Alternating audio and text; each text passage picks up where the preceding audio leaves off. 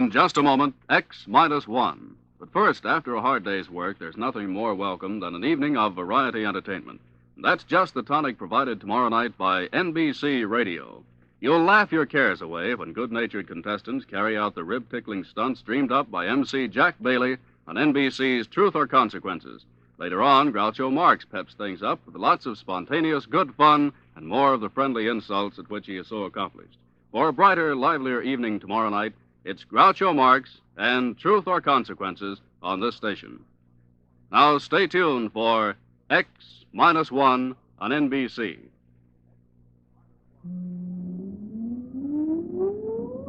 Countdown for blast off. X-5, 4, 3, 2, X-1, fire.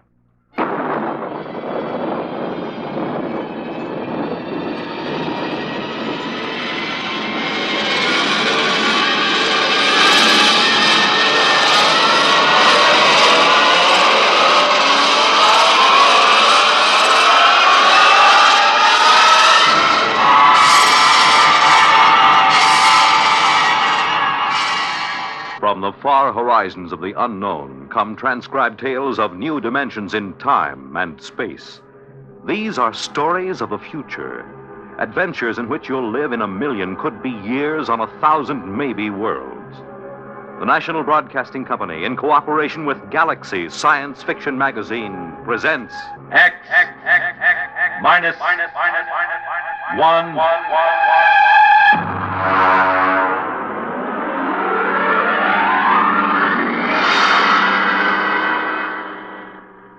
Tonight, Bad Medicine by Finn O'Donovan. But first, farmers know they can't stop storms, floods, or droughts from ruining a crop. But they can make sure things like that can't ruin them by investing in United States savings bonds. Not only farmers, but over 40 million Americans in all sorts of jobs own 40 billions of savings bonds. And why? Because savings bonds are the easy way to start saving and to keep saving. And the money you invest in savings bonds mean protection now and ready cash when you need it in the future. Improving the farm, sending the youngsters to college, or planning your own retirement. These are the big things you can be ready for with savings bonds. And besides offering you a safe investment, each Series E savings bond pays you back $4 at maturity for every 3 you invest. Yes, you earn extra dollars while you save, so start saving now. For the big things in your life, be ready with United States savings bonds. And now, on with our story.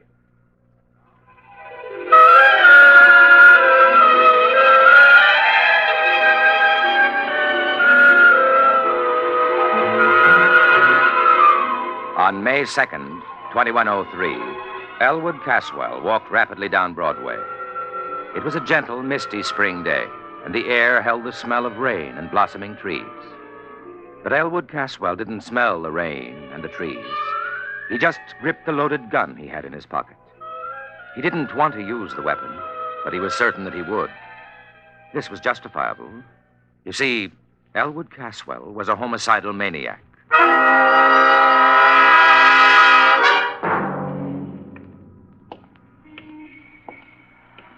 Why shouldn't I kill him? Hey, look out, will you? Oh, sorry, sir. Only the other day he said to me, Elwood, you're looking very well. What business is it of his how I look? Hey there, Elwood. Elwood. Huh? It's me, Marty Klein. I work on the jet buses with you, remember? Oh, yeah, of course. Hello, Marty. Forgive me, my mind was on other things. Yeah, I know how it is. A couple of weeks ago, I was walking around in a fog so thick you could cut it. Yeah, really? Sure, preoccupied, you know. I had this idea in my mind. You too? Yeah. The same person? Huh? Were you troubled by the same person? My wife. Hey, you okay? Oh, yeah. Yes, of course. Well, I had this idea, see? I was going to get rid of my wife. Kill her? Kill her? I mean, send her to a country for a week. Oh. You sure you ain't sick? No, I never felt better. Well, anyway, I was going to take a week off. Quit the jet buses. Hey, can you imagine? I've been a jet bus operator for 10 years now, and all of a sudden, I feel like I can't take it for another minute. I know how you feel. And I was going to take a trip all by myself. A trip? To where? to the farthest place I could think, to Mars. I was just going to pick up and take a vacation on Mars. Silly, huh? I don't know. What happened? Well, I talked it over with Ethel. Your wife? Yeah. Ethel, she's a real sensible girl. You know what she did? No, am I supposed to? Well, Ethel went right down to that home therapy appliance store, and she says, "You got a home therapy machine that'll cure my husband of this idea he can't stay on the jet buses?" I've heard that those machines aren't perfected. They got him licked now. So, okay, she describes the trouble, and next day they deliver this thing, and boom, I plug it in, see, And? and a voice talks to me. It starts asking me questions. Yeah, what kind of questions? All kinds. Things I wouldn't even tell my own mother. You told the machine? Why not? It's only a machine. Yeah, I see your point. Well, then the machine starts to tell me a few things. And before I knew it, inside a week, I'm cured. Now, I can't wait to go back driving the jet buses. You don't say. So that's why I say I know how it is to have one thing on your mind all the time like that. This machine, what did it cost you? That's the beauty part of it. My Ethel. Boy, she's a smart girl. After a week, she sends it back, see? She says it don't work. So all we lose is the deposit. I see. Well, I gotta get back to work now. Hey, ain't you working the jet buses today? Huh? No, I'm off today. Well, I'll see you, Elwood. Yeah, see you, Marty. What was the name of that place? Where they sell the home therapy machines. Yeah. Home therapy appliances. It's right down Broadway, about 2 blocks from here. So long, Elwood. Perspiring freely, Elwood Caswell continued down Broadway toward 43rd Street. His friend Magnuson would be finishing work soon, returning to his apartment less than a block from Caswell's. Elwood gripped the gun tighter. How pleasant it would be to saunter in, exchange a word with him, and then... No, I won't do it. I don't really want to kill anybody. It isn't right. Think what'll happen. The authorities will lock me up. My friends won't understand, and... Mother would never approve. Still, if I see Magnuson, if I see his hateful, accusing face in front of me... Oh, this must be the store. Yeah. Home therapy appliances. Good afternoon, sir. Can I show you some of our home therapy appliances? I want therapy. Quick. Of course, sir. This way, please. Now then, this is our new alcoholic reliever built by International Combustion Motors and advertised in leading magazines. A handsome piece of furniture. I think you will agree, and not out of place in any home.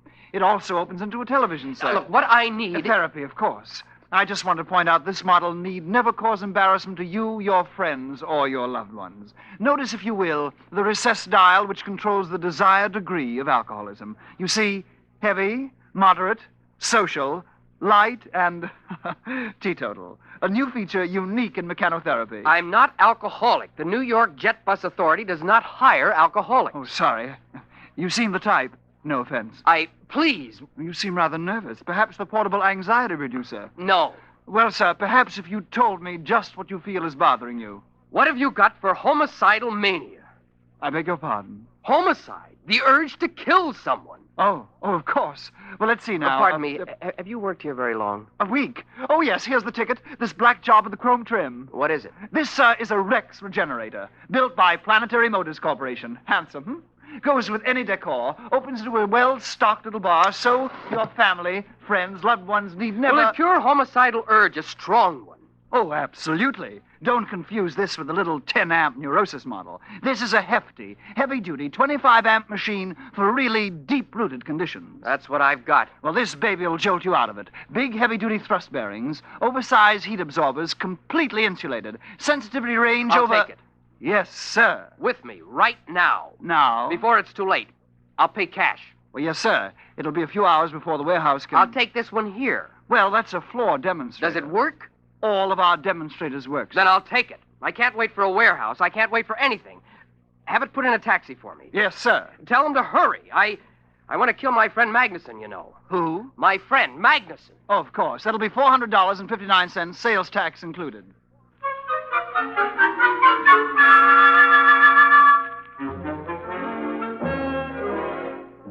After Elwood Caswell left the store, the clerk, whose name was Haskins, smiled to himself and lighted a cigarette.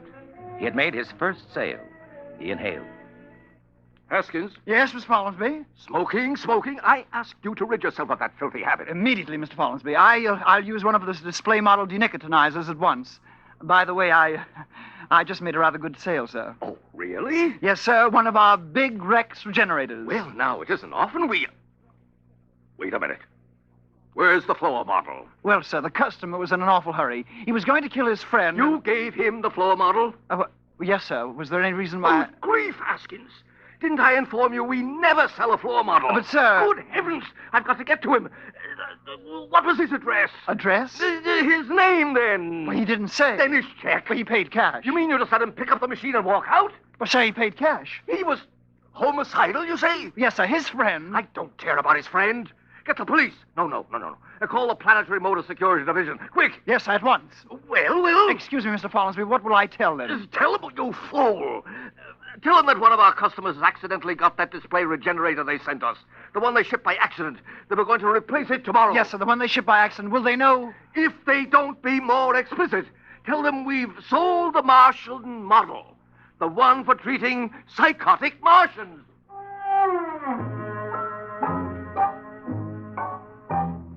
Meanwhile, Elwood Caswell had returned to his apartment and lugged the big black Rex regenerator into his living room. He put it down near the couch and studied it carefully. He was right. It does go with the room. Now then, let's see those instructions. Place regenerator near a comfortable couch. All right. Plug in machine. There. Affix contact band to your forehead. That's all there is to it. Just turn on the machine and it will do the rest. There will be no language problem since your regenerator communicates with you by direct sensory contact, patent pending. Well, that seems easy enough. Now, I'll just put the contact on my head. And... blast it. Hello? Elwood? Yes? This is Henry. Henry Magnuson. How are you, old boy? I'm fine. I wondered if you were doing anything tonight. Thought you might like to drop over for a game of chess. Game of chess, huh? You stupid oaf. What? Nothing. I thought you called me a stupid oaf. Just talking to my cat. Oh. I didn't remember you had a cat. I thought you hated cats. Oh, I do. This isn't really mine. It's a neighbor's. It keeps coming in. Oh. What about tonight? Will you be alone? Well, yeah. You haven't mentioned to anyone that you're inviting me over? Not a soul. Why? Someone's looking for me, a process server. Oh. Now, I've been avoiding him for days. I don't even leave word where I'll be when I go out. You can trust me, Elwood. I'm your best friend. Yes, you are. But not for long. Huh? Just talking to the cat again. Oh. Well, will you be over? Yeah. In about an hour, okay? Yeah, an hour will be fine. There are a few things I have to do I just first. gotten some new laugh records from the boys at the office. I got something here that'll really kill you. So long, Elwood. So long.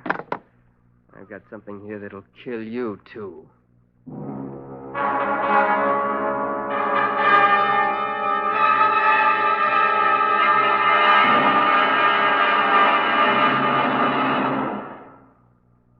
X-1 will continue in 1 minute. Each of us has a personal reason for wanting to see cancer conquered.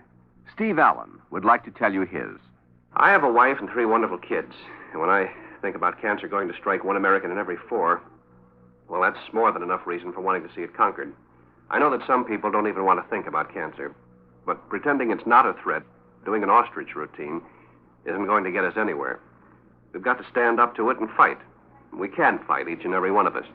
Through the American Cancer Society, we can be part of the battle that someday will beat cancer once and for all. That day will come. But you and I have got to help. How about it? Thank you, Steve Allen. Remember, fight cancer with a checkup and a check. See your doctor once a year for a checkup. It's your best cancer insurance. And to help conquer cancer, send a check to your unit of the American Cancer Society. Make it generous. And now, on with our story.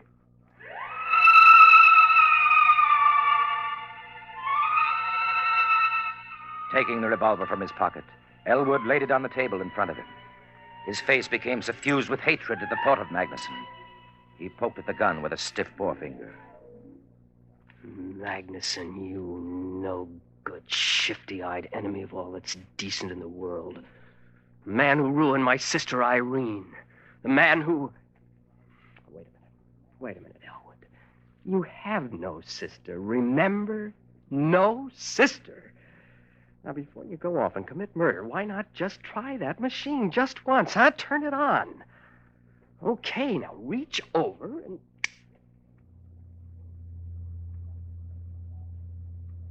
Good afternoon, Elwood. I am your mechanical therapist. You may call me Gloop. Gloop? You seem surprised. It is a perfectly common name here on this planet. Gloop, of course. I've heard it many times. Now then, I am scanning the material in your preconscious with the intent of synthesis, diagnosis, prognosis, and treatment. Yes? I find... This is a most unusual case. Really? I thought it was simple homicidal mania. There is, of course, no such thing. You are obviously hallucinating a set of symptoms, nonsense syllables to enable you to avoid the real problem. Oh? A most unusual set of symptoms, I must say. Your pilot light seems to be fading. My light is not fading. I am merely trying to relate your symptoms to proven theory. Well, as long as you know what you're doing. Mechanotherapy is an exact science, Elwood. It admits of no significant errors. We will proceed. Good. First, the word association test. Fire away. I will proceed to give a word. You answer with the first thing that comes to your mind. Ready? Ready. House. Home. Planet. Earth. Just musing. Now, Fleeful. Fleeful? Fleeful. That sounds like a Martian word. Just give me a response. Fleeful, Okay. I can make them up, too. Marfouche. That's a pretty good one, huh? Made it up in the spur of the moment. Marfouche is very significant. It is a corruption of the Martian concept of push clip. Very significant. I don't know any Martian words. Aha, noteworthy. We will proceed. Loud. Soft. Green. Mother. Panagoyas. Pathamathunga. How's that one? Arides. Nexothesmodrustica. Top that. Catith a snow-hell gnoptices. Okay. Rigamaroo, Kalamazoo, Iggity-bibbity-boo. Good. It fits the pattern. Pattern? Your neurosis. I can diagnose it now. Go on. You have a classic case of theme desire, complicated by strong dwarkish intentions. I could have sworn I was homicidal. The term has no referent. It must be rejected as nonsense. Now, if you'll just settle back on the couch, we'll proceed.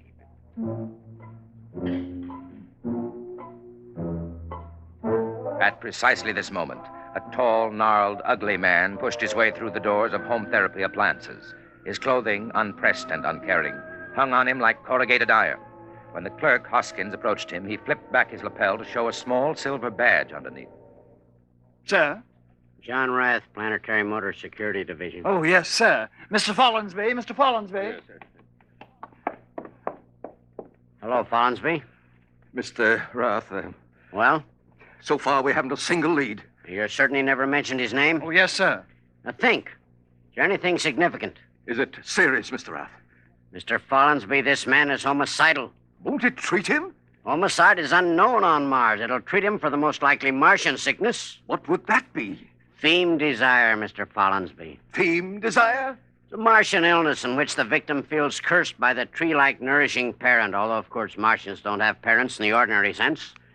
Well, Haskins? I remember one thing. He mentioned he was a jet bus operator for the New York Jet Bus Authority. Ah. One other thing. Yes? I believe, yes, he was alcoholic. An alcoholic jet bus operator. Excellent. It'll be on his records. Get the Jet Bus Authority at once.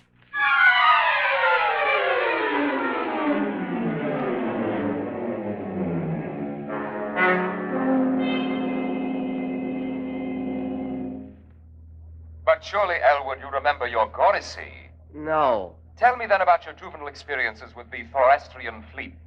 Never had one.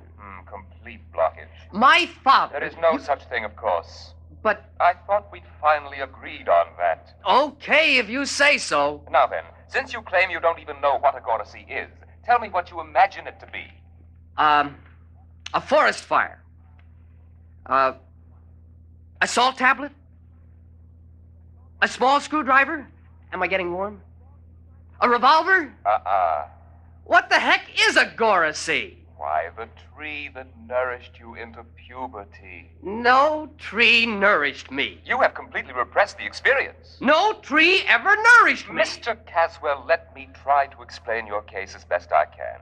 Somewhere in your childhood, your gorisy, or parent tree, stifled your theme desire. Now, this gave rise to your present urge to dwark someone in a Flendish manner. To what? To dwark someone in a Flendish manner. Listen, you crummy piece of hardware. I have never had a gorisy. I have no desire to dwark someone in a Flendish manner or any other manner. All I want to do is put a bullet into Herbert Magnuson.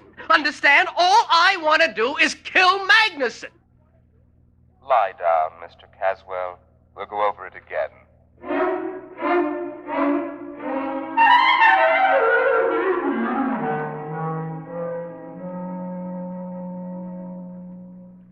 My dear man, I'm not trying to insinuate that the Jet Bus Authority hires alcoholics. If you will just... Any luck? It's a dead end. Now, Haskins. Yes, sir. A man's life may be at stake here. Now, think. Was there anything else this fellow said to you? Anything? Well, he did mention the name of his friend. Of which friend? The one he was going to kill. The one he... Why didn't you say so? Now, what was it? Magnuson. You sure? That's it. He said, I'm going to kill Magnuson. You know, just casually like that. Follinsby, see if there's a Magnuson in the Manhattan phone book. Now, hurry it up.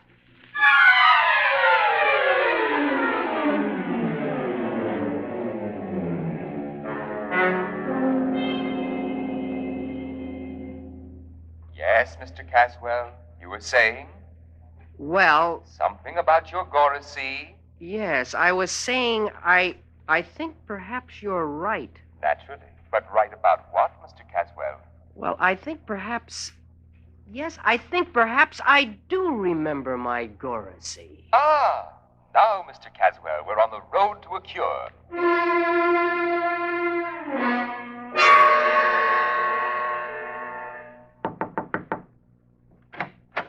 Mr. Magnuson? Yes? Do you know a short, angry-looking, red-haired man? I might. Thank heaven. Or I might not. Can you tell us where to locate him? You're a process server, huh? Certainly not. Don't kid me. Mr. Magnuson, this man is trying to kill you. Go on, you're full of happy pills. Elwood's my best friend. Elwood? He loves me like a brother. And if you think I'm going to stick some process server onto Mr. him... Magnuson, I'm not a process server. Your friend Elwood is a psychopathic killer. You're his intended victim.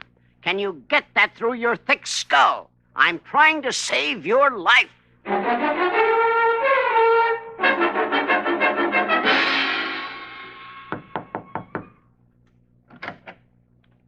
Yes. You're Elwood Caswell? Yes. The Elwood Caswell who bought a Rex regenerator early this afternoon? Yes. Won't you come in? Thank you.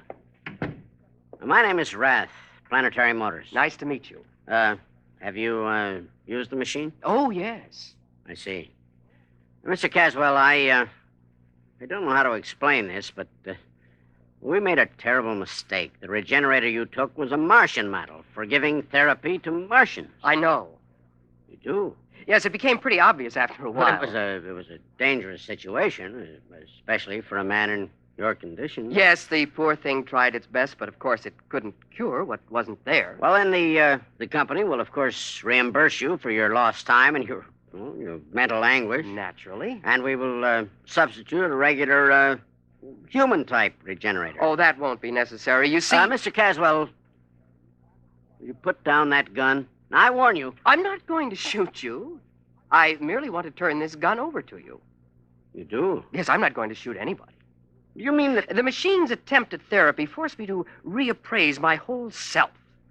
There was an insight during which I was able to get rid of my obsession. You no longer want to kill your friend Magnuson? Kill Magnuson? Why, I haven't the faintest urge. Well, I must say, then, that it worked out for the best. I'll get back to the store and have him pick up this machine in an hour, and... Oh, well, sir... don't forget to take this gun. I won't need it. Of course. Well, nice to have met you, sir. Good evening. Good evening.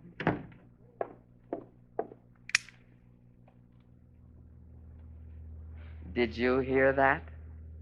He asked me if I still intended to kill Magnuson. Magnuson, that inhuman monster who cut down my Goracy. Magnuson, the man who even now is secretly planning to infect New York with abhorrent fiend desire. Am I going to kill him? Oh, no. I wish him a long life, a life filled with the torture I can now inflict on him. Kill Magnuson? Oh, no. I'm going to start right now to work him in a vlendish manner.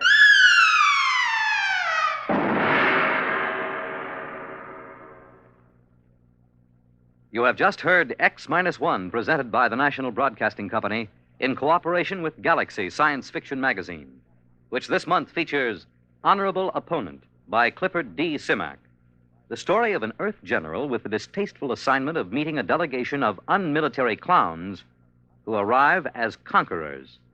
Galaxy Magazine, on your newsstand today. In a moment, tonight's cast and a preview of next week's exciting drama. They took the blue from the skies and the pretty girl's eyes and the touch of old glory's view, and gave it to the men who proudly wear the U.S. Air Force blue.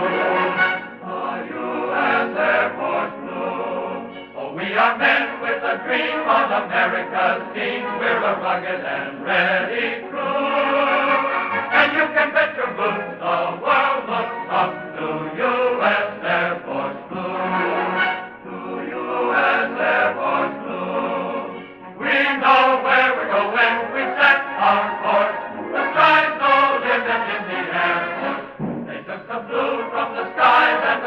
Girl's eyes and the touch of old glory's view, and gave it to the men who proudly wear the U.S. Air Force blue.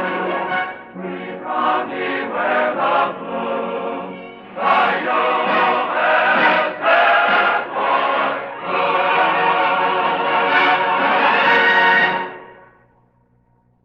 Tonight, by transcription, X-1 has brought you Bad Medicine, a story from the pages of Galaxy written by Finn O'Donovan and adapted for radio by George Lefferts. Featured in the cast were Cliff Carpenter, Bill Britton, Alan Manson, Charles Webster, Carl Weber, and Joseph Julian. Norman Rose was heard as the machine. Your announcer, Fred Collins. X-1 was directed by Bob Maurer and is an NBC Radio Network production.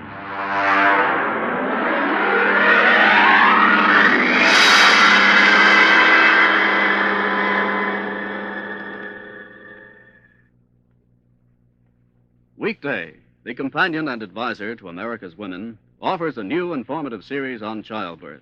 It's the actual case history of a young wife, following her through the late stages of pregnancy, childbirth, and postnatal care. You'll attend the childbirth courses offered at New York's Mount Sinai Hospital, and even enter the delivery room for the actual birth of the child. Listen tomorrow for the real-life series, The Story of Birth. Then, on the same program, listeners can also enjoy more women's specialties. Kitchen Hints by Charlotte Adams, Child Care News with Dr. Francis Horwich, Vacation Ideas offered by Walter Kiernan, and another personal visit with your radio friend, Mary Margaret McBride. Don't forget the exciting dramatization each day from Taylor Caldwell's book, Tender Victory. Be sure to join Virginia Graham and Mike Wallace tomorrow on this NBC station. Follow the news with Chet Huntley tonight on NBC Radio.